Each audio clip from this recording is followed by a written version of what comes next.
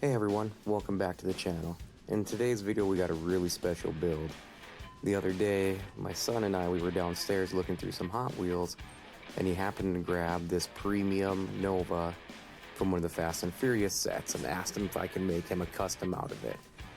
The only thing he asked is that it was red, since that is his favorite color, so let's get started.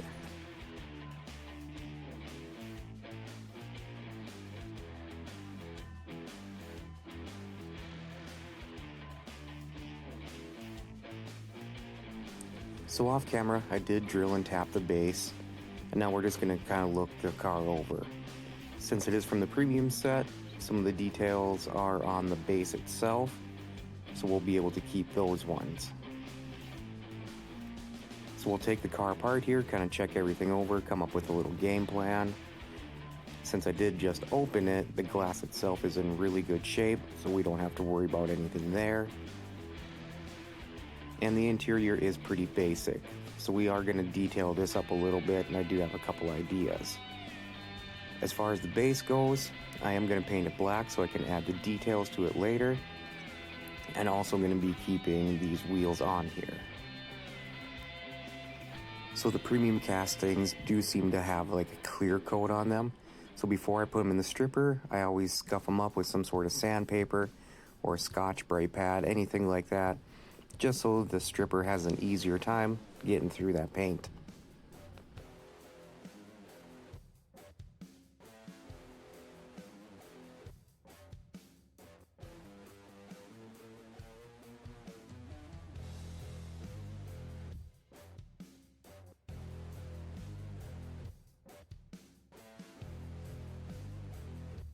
Now that we have the paint scuffed on the cars, it's ready to go into the aircraft stripper.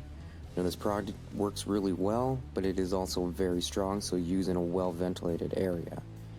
Since we are doing a full color change on it, we want to make sure we get the bottom side of the car, and then we can set it off to the side and move on to something else.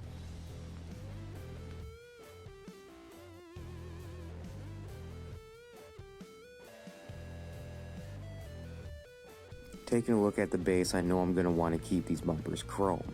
So I'll mask along that line there for the front and also here for the rears. Since I do want to keep these tires on here, I'm going to mask them off, but I do have an idea how to make these ones a little bit better.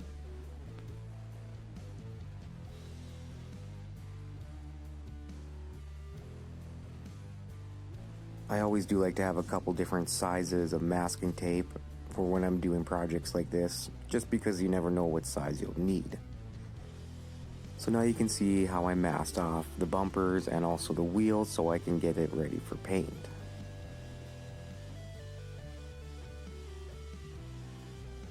I'll be using the Testors flat black enamel for on the base. So we'll set the base off to the side to dry. On this casting there are a few body lines that we will need to take care of because I do plan on polishing this car. So we'll take out the files and just file those down.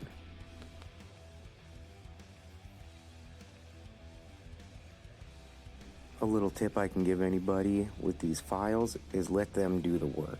You don't want to push too hard, otherwise you'll gouge into the die cast itself and just make more work for yourself.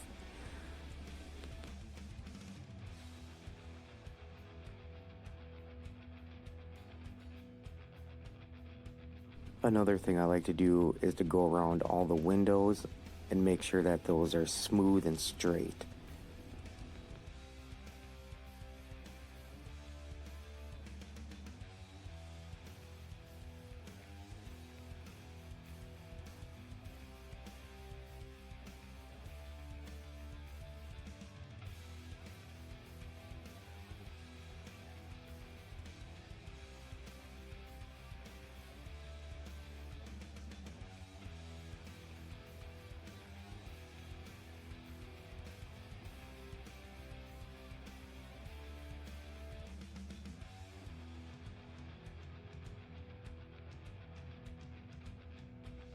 Since I do want to do a mirrored finish before I apply my paint, I am going to start off with wet sanding with 400 grit sandpaper, and then also go to a 600 grit sandpaper.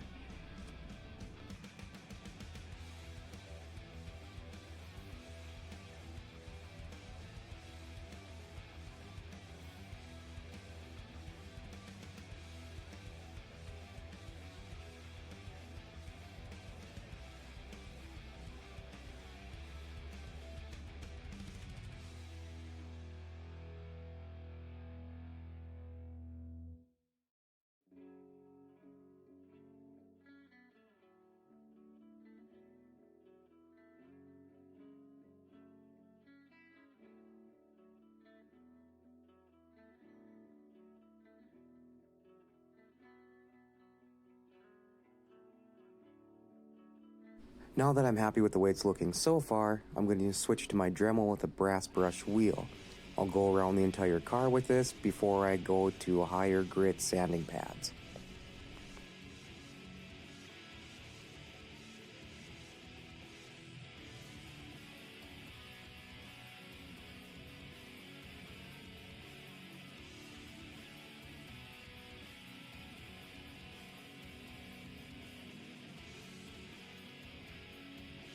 Now that I'm done with the Dremel, I'll switch to my sanding pads.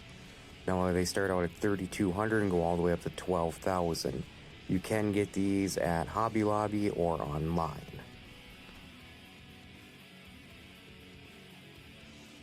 Now I am pretty happy with the way that it turned out just from sanding, but I am going to take it another step further and actually use a polish on it. For polishing, I'm going to be using the white diamond metal polish. It is a more liquid base, so you have to use it sparingly. I'll also be using a yellow pad on the end of my Dremel. Now when I do these, I also go on the lowest speed setting because it does make a mess.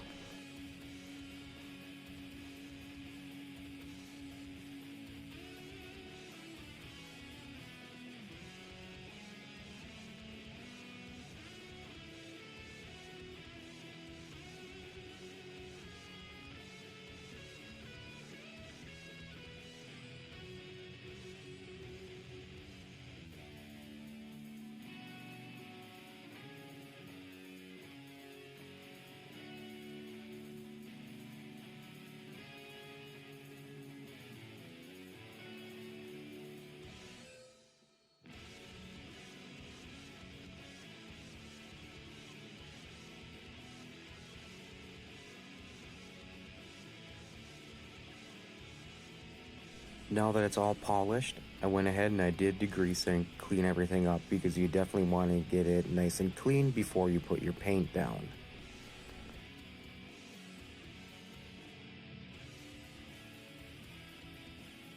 Since my son did ask for a red car, I really wanted to use this Duplicolor metal cast paint.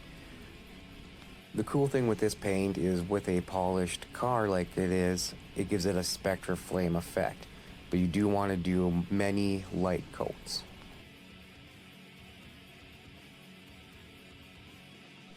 Since I still wanted to add some details to it, I clear coated it and let it dry for 24 hours. I went back and I masked off the trim on the sides, and I'll be using a Sharpie to go over them.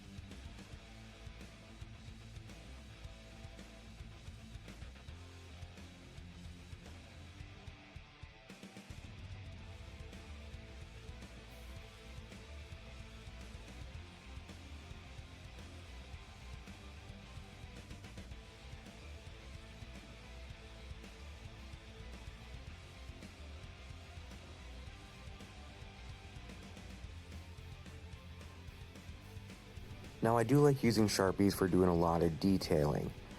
The nice thing about them is they won't bleed through your tape, but you still do have to make sure that your edges are down all the way, otherwise you can still get onto your other paint. Now that the exterior is done, we can focus on a few other things. Since it's a brand new casting, the windshields are fine, so we'll set that off to the side. But the interior is pretty basic. We're going to swap out the steering wheel and also add a few other details. On the base, we'll go ahead and detail the bottom up. And since we're keeping these wheels, I wanted to do something a little bit different. I had some of this Testors aluminum paint sitting around, so we're going to go ahead and do the spokes on the wheels, so then it has more of a brushed aluminum look with a chrome lip.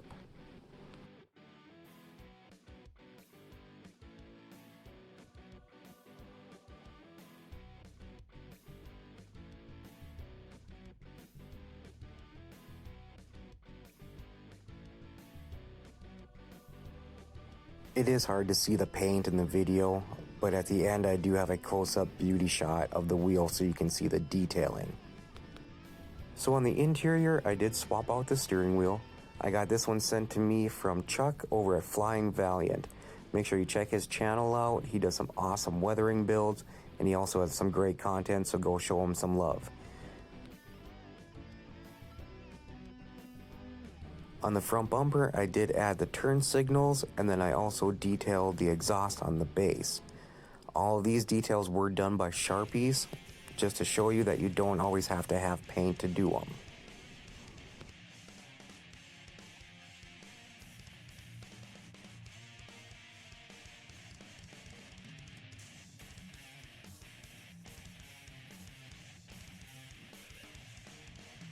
So after the car sat for another day, I happened to notice the solvent pops on here, which you can see I'm showing you now.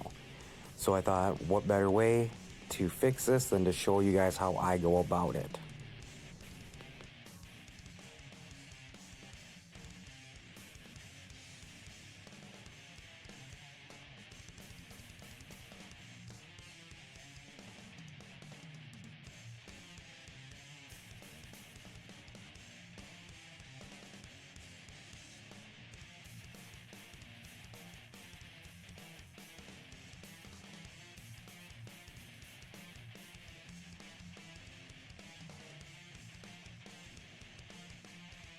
So just like how I started to polish the car, I start off with a wet sand. Same thing, like I said with the files, let the sandpaper do its job. If you apply too much pressure, you can go through the clear coat and hit the paint. If that happens, you may be lucky enough where you can mask it off and repaint that area. Or if you go too far, back to the stripper the car goes and start over on your paint job. Which, trust me, it does happen.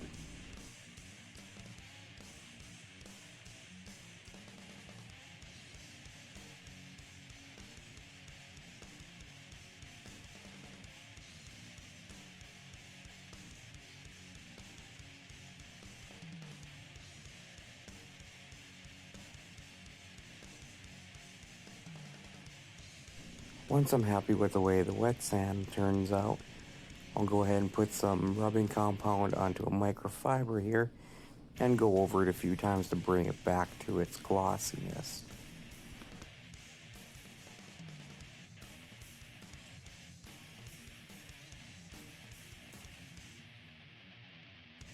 So after going over it a few more times by hand, this is the results that we get. Now I wanted to leave this in here to show you if you do make mistakes on these cars, you can still fix them. All you do need to do is just have a little bit of patience and a little bit of time and you can make them look good. So before we do the reveal, let's look back to see what we started with.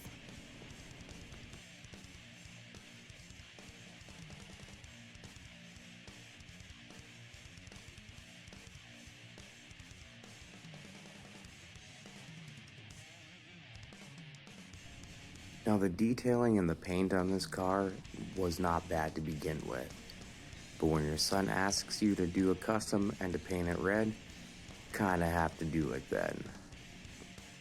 So now that it's put back together, let's put it up on the turntable and see what we ended up with. So we started out by polishing the body on this one before we sprayed it in the Dupla color. After it was all dry, we went around, detailed the exterior, the base, and also the interior. And thanks again, Chuck, for that steering wheel. Make sure you check them out over at Flying Valiant. Now we did have a minor hiccup with the paint on the roof, but we did go through, we sanded it out, buffed it out. Now I think it looks pretty good. Make sure you stick around till the end so you can see all the beauty shots. And if you like what you see, don't forget to hit the like button, leave a comment down below. I do try to reply to everyone. And also don't forget to hit that little bell for all future notifications. And as always, I hope you enjoyed, and thanks for watching.